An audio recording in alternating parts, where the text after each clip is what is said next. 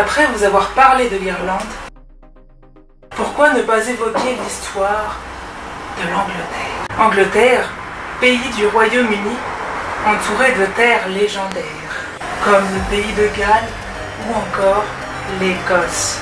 Dans le temps, vers l'an -8000 avant Jésus-Christ, l'Angleterre était totalement intégrée au continent européen, par la France, par la Bretagne. Mais avec la fonte des grands glaciers, les eaux montent, créant ainsi la Manche et séparant la Grande-Bretagne du reste du continent. Au Paléolithique et au Néolithique, les premiers peuples apparaissent sur les côtes de la mer du Nord et au sud.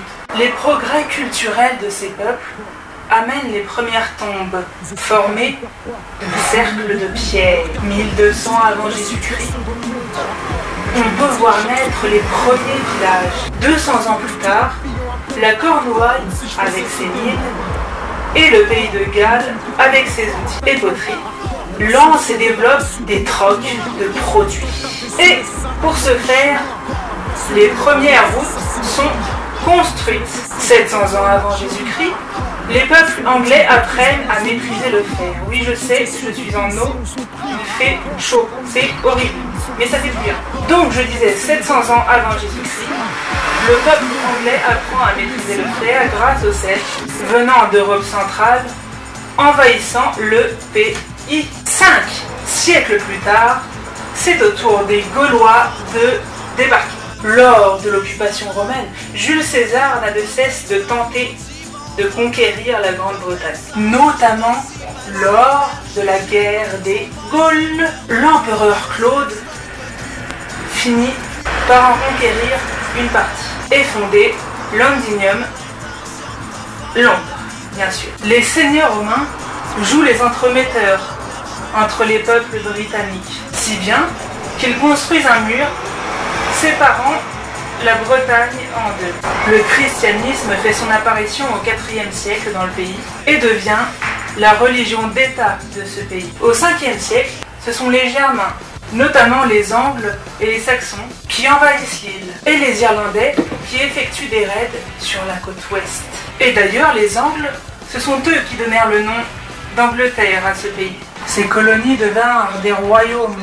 L'Église évangélisa les royaumes anglo-saxons au 7e siècle. Mais revenons un peu en arrière. À partir de 793, c'est aux Vikings de débarquer, pillant et détruisant. Il faudra attendre 200 ans pour que la paix revienne. La fameuse tapisserie de Bayeux raconte comment Guillaume le Conquérant devint roi d'Angleterre, amenant avec lui beaucoup de Normands. Entre révoltes et mariages, les seigneurs et les rois se succèdent. En 1154, Henri Plantagenet, comte d'Anjou, devient le roi Henri II. Se mariant avec Aliénor d'Aquitaine, il prend donc, grâce à sa femme, le contrôle de la moitié ouest de la France, en plus de l'Angleterre. Des étudiants anglais de la Sorbonne, rentrant au pays, formèrent l'université d'Oxford en 1167 et Cambridge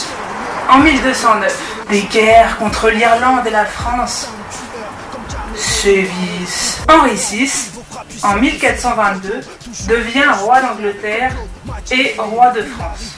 Le XVIe siècle est marqué par le règne de la reine Élisabeth Ier et les textes de l'écrivain William Shakespeare. En 1640, les Anglais se soulèvent. Le roi Charles Ier s'enfuit et est exécuté. C'est la révolution anglaise. Mais le roi est très vite remplacé par un dictateur. 1679, le Parlement vote l'Habeas Corpus, un document qui garantit la liberté individuelle des citoyens. Mais la monarchie revient au pouvoir avec Charles II. Sa fille, Marie, signe une déclaration des droits limitant le pouvoir royal au profit du Parlement.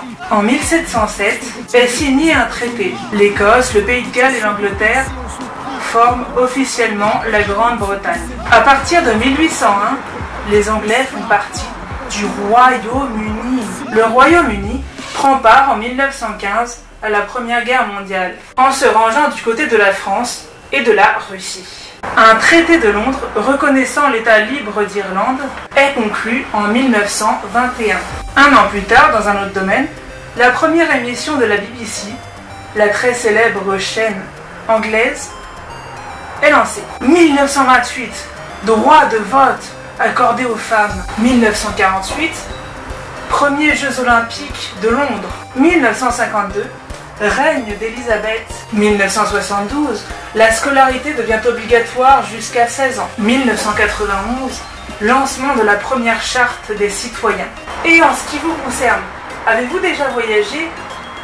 Si oui, où êtes-vous allé? Dites-le moi dans les commentaires, ça me ferait grave plaisir.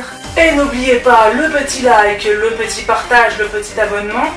Bye, je vous aime.